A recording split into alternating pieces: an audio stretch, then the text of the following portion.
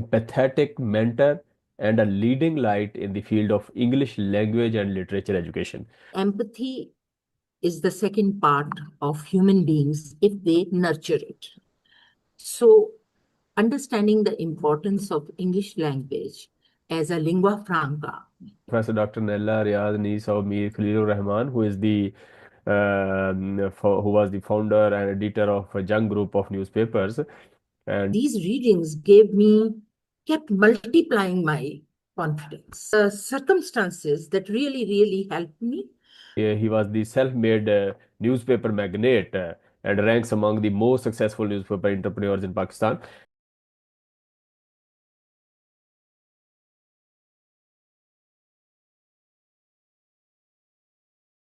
Assalamu alaikum and a very warm welcome to our distinguished guest, Professor Dr. Nailah Riaz.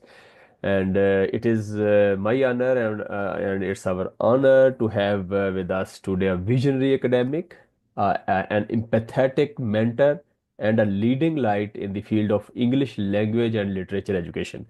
So thank you very much, Professor Dr. Nailah Riaz. Thank you for joining this and for your Thank you time. so much. And Welcome. yeah, and my question just about your journey, what's the insight starting from your career, and it's a career you can say it's maybe more than a decade, I think so. And so, how you comment More about than that? 3 decades. 3 decades, yeah, that's More than 3 decades. 3 decades, yes. Thanks for the correction. And can you briefly walk us through your academic journey, 3 decade, more than decade economic, and what inspired you to pursue a career in language, especially in language education? All right, Habib. Am I right? Yeah, Dr. Habib, Habib. yes, sure. All right. Dr. Habib, I'm very lucky woman. I was born in a well-educated family. My father was an orator and a writer as well. And when I opened my eyes, what I remember when I travel on the memory lane, I remember the colorful spines of the books in the shelves all around me. This is how I recall my childhood. And that library belonged to my father, who was counted amongst the 25 biggest libraries of Pakistan, according to an Iranian survey. And as far as my mother is concerned, my mother was very well educated, and what she used to do, what inspires me is that in the afternoons, in the summer afternoons, when we used to have summer going on, summer vacation, she used to give me passages, and she used to when I used to translate them, she used to correct them without sleeping, without taking nap. In those days, the housewives used to take a nap in the afternoons. But she always sacrificed her nap and checked my translations. And how those translations are linked up to my language education, that they gave me the confidence to write in a flow, not to go by the word by word translation, but to write idiomatically, coherent sentences. This is one memory of my childhood. Whereas two of my pupus were one was working in Lahore as a professor, and the second one was working in Rawalpindi in two of the very well-known colleges. And one retired as a principal, full professor, and the second one retired as a full professor in history. So having these examples and this kind of environment, you can see how I got the inspiration And what I noticed that people used to come to my father to ask about different issues. He was into fiqh, meaning he was solving people's problems. And I saw people moving out of his library satisfied with clear headed concepts. So, from the very early age, I started reflecting onto the affairs that were going around my environment, around me.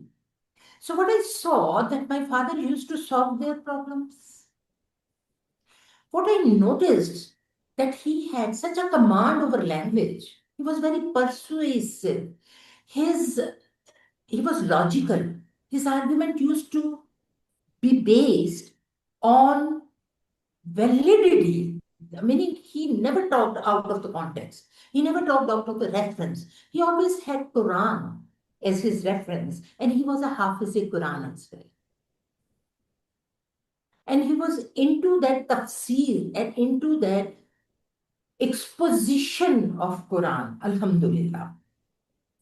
So having this side of what I recognized was the importance of language in education.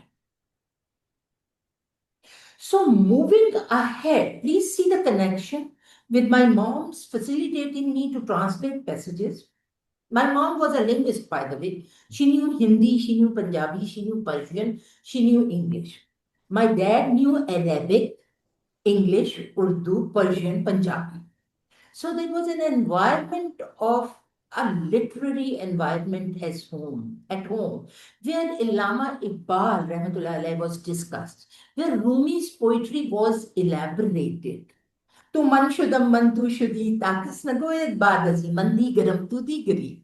So that type of gyration was within me. Naturally, we were getting it from our parents, from our environment.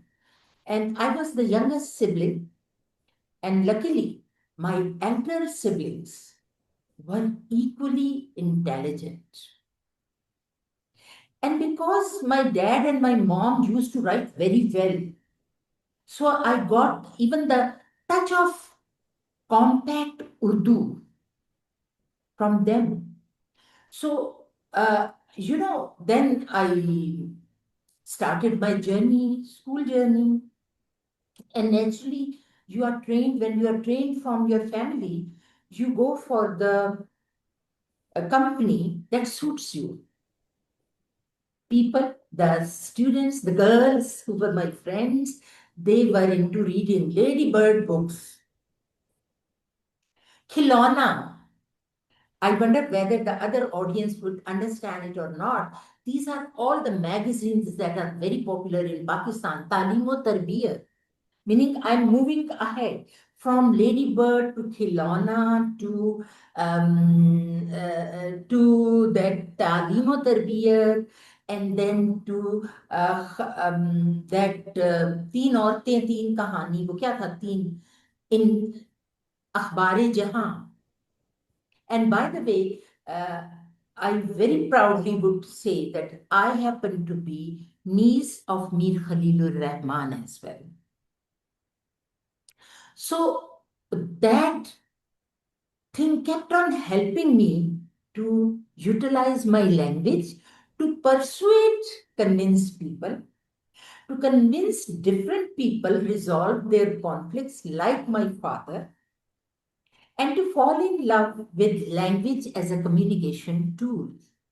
As I entered school, I noticed that yes, English is very important. Why? Because it is a language of power. At that time, I didn't understand why is English important. I just understood one thing, and that was English is the language of masters. So since I had that environment at home, I never hesitated in using the English words in my conversations. And gradually, I never hesitated to use English in full sentences as well. I had that confidence. And that confidence was given by my parents, number one. Number two, by my teachers. Because if you notice in the government schools in Pakistan, mostly students hesitate to raise their hands and to recite something from the text. They're shy. I was not. Almost every teacher of mine enhanced my confidence because they, having no choice, used to call me for reading. And I used to read the passages from either from Urdu or English or science subject or geography, history. I was never hesitant because my father was was a person who used to, whenever he used to get a medicine, he used to ask us to open the leaf and read out to him. Now you can imagine how difficult it is for a grade 6 student to read out that prescription or that leaf that guides and instructs.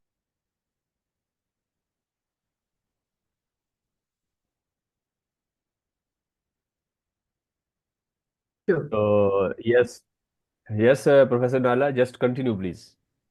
All right. I think I was letting you know how my teachers at school level used to trust me. I have a loud voice, I have a clear delivery.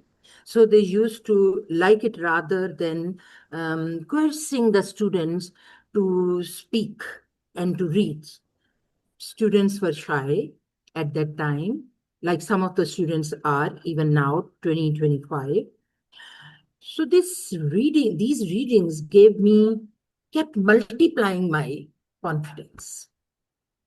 So I would say that these were the circumstances that really, really helped me. My parents gave me the confidence, my teachers boosted it, and my nature to avail the opportunities that kept on coming my way. I was never hesitant because I had very friendly parents who used to listen to us. And somewhere in my thesis, I have written in positionality that my father is the one, in spite of being Hafiz Quran and in spite of working in Jung newspaper, he used to, in those days, we used to have midnight cinema. And we used to sit in front of the TV sets to watch the videos, English movies, and serials of our liking. A House on the Prairie is one of them, I recall. And then some of the classical series. And then my father used to sit with me. After coming from his office, he used to sit with me. Sometimes he used to doze off on the chair, but he wanted to give me this confidence that somebody is accompanying me. And uh, what is the relationship of language education over and these movies? That in 2025, when I am teaching literature and film studies, I can relate with 1970, when my father used to give me company to watch movies. Those movies gave me the accent. Those movies gave me how to make myself understandable. And of course, since the movies used to be very, very motivational, like Little House on the Prairie, was one that had when the family used to get together in hardships and how they used to solve the problems. Now, if you notice, language education and solving of the problems relate to each other. If you notice that when I started helping my batchmates in understanding different concepts, what happened? I was chosen the CR before the head girl. And now the task of the CR in those days used to be like collecting of the notebooks and escorting the teacher to the staff room. This is what I used to do. And in the class of 40 to 45 students, the notebooks used to be very heavy in those days. And I used to do it. I was tall, I was strong. So in this way, the students who were shy, they could not communicate to the teachers directly. So they started confiding in. I started solving their problems like my father, communicating those problems to the teachers if I could not solve them myself.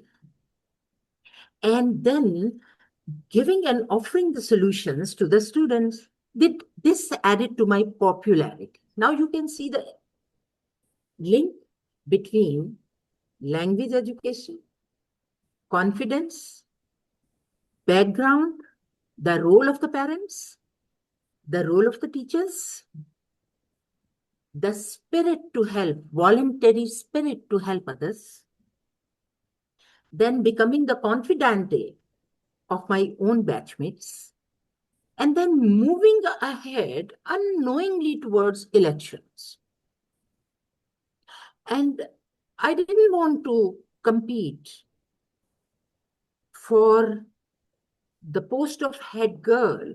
I didn't, because I was a very nerdy girl. I used to read a lot. I never liked to miss a class. And all these things, one needs to invest time.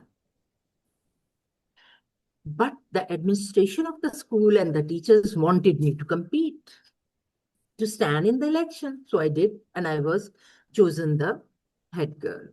As a head girl, nothing was new. I have been telling you, facilitating the students, organizing different functions, delegating tasks. Students already had confidence in me, so they supported me.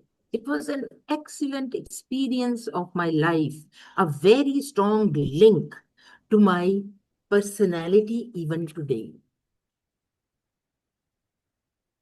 So Very this nice. was my experience of head Very girl. nice, very nice. The niece or Professor Dr. Nailah Riaz, niece of Mir Khalil-ur-Rahman, who is the who was the founder and editor of a young group of newspapers, and Yes. published many Urdu and English newspapers in Pakistan. And he was the self-made newspaper magnate, and ranks among the most successful newspaper entrepreneurs in Pakistan. And Mir Shakil-ur-Rahman, he is his son, who is the I think Happens so. to be my Yeah, cousin. yeah, who is the cousin of Professor Naila, who is the founder of 24 Hour News Cycle Network and Geo TV Network. So I am that's lucky. I'm lucky that I'm Mir Khalil-ur-Rahman's niece. I am lucky. very nice, very nice. That's inspiring. And Professor Naila, I'm also very motivated. Maybe we will have another session to listen from you about Iqbal and Rumi. Not in this session, definitely it needs Oh, a lot of yes. time. Oh, yes. So That is literature. and you already mentioned about your early experience at Head Girl, and you can say Girl Guide shape your leadership Hmm. style. You already Hmm. mentioned, I think so. Hmm. They And are interlinked if you notice. yes, yes, Girls yes, yes, might do the same. yes, yes, yes. And also, Yes. you, I think so, also mentioned about your emphasizing speaking and listening skills in English language Yes. already linked, and also That is my research. yes, yes. And how do you strategically align your department's vision with university goals? How do you think about TUF? Okay. Now, the University of Faisalabad is another accident that happened in my life. I was, when I was 3 years old, my father he was posted in Rawalpindi in the daily newspaper, Junk.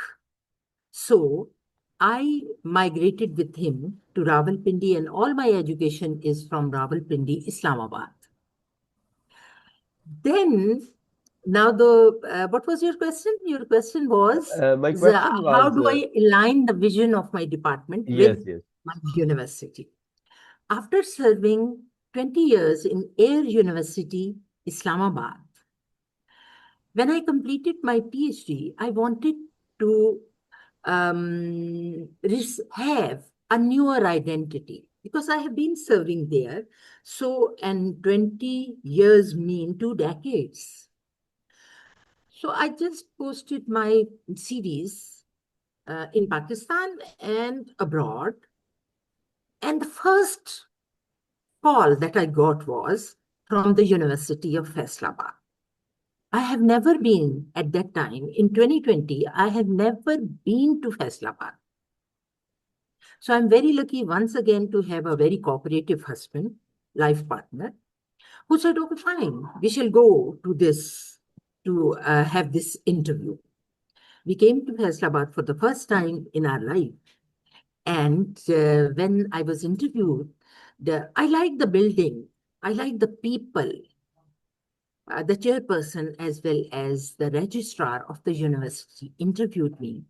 And I instantly liked the young man as the chairperson of Medina Foundation. And the registrar happened to be very friendly person. I like friendly people since I myself am friendly. I was selected amazingly.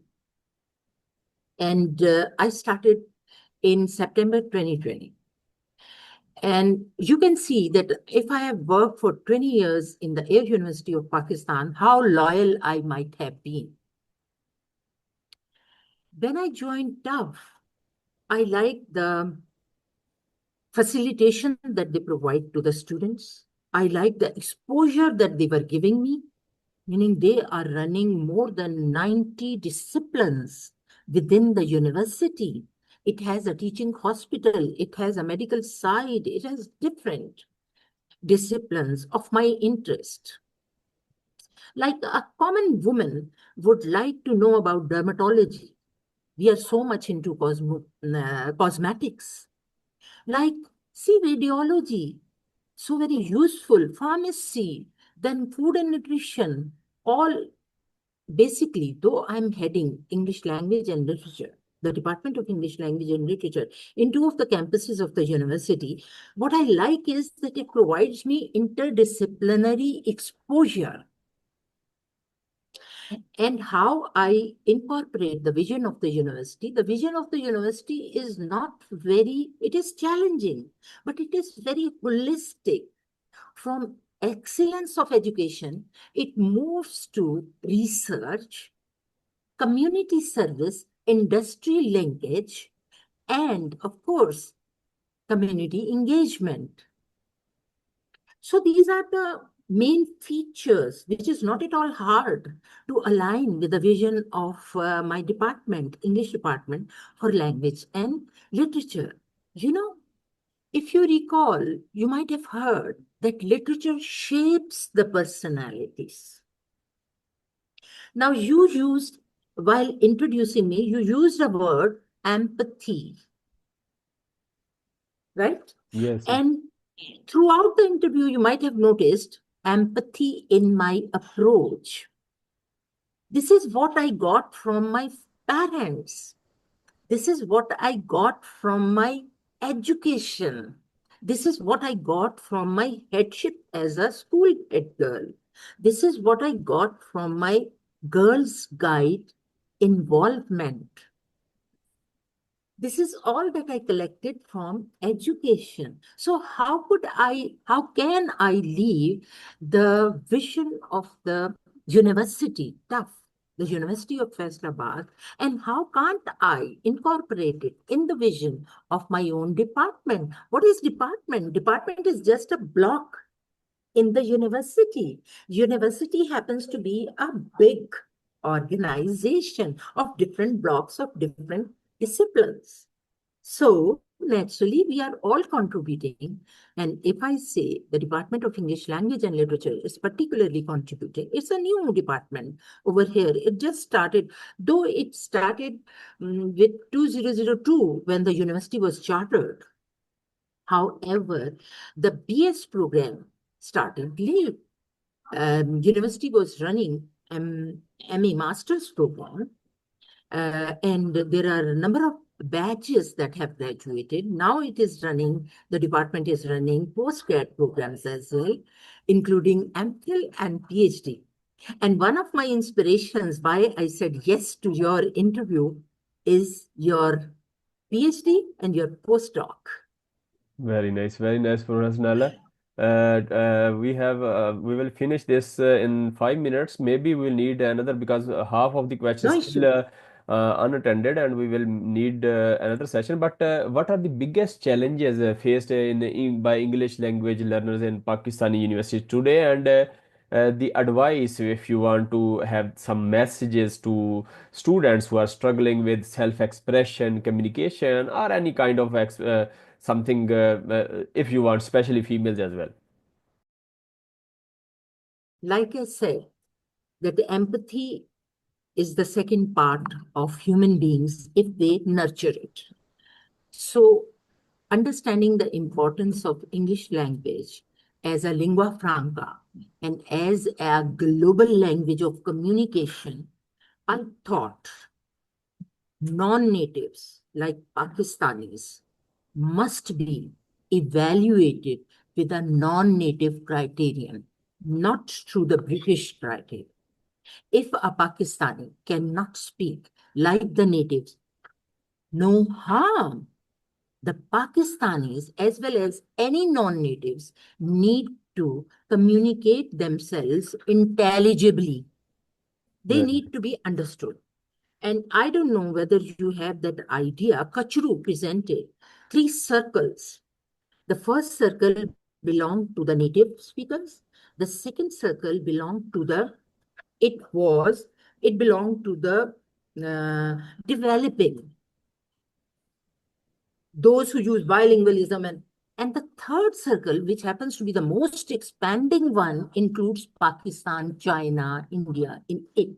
And this is the heaviest circle.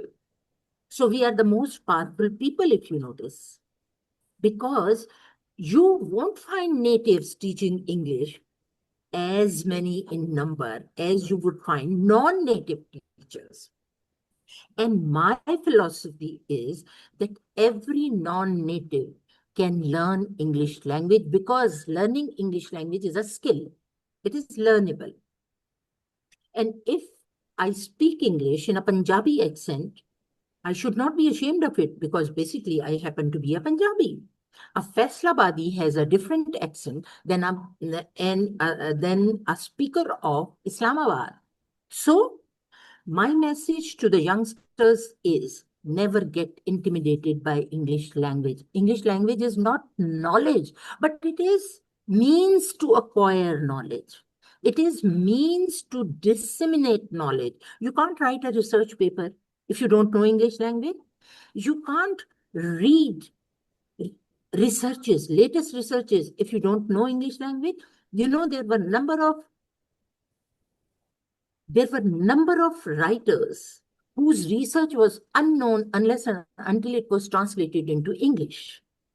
Only then people came to know that these researches exist.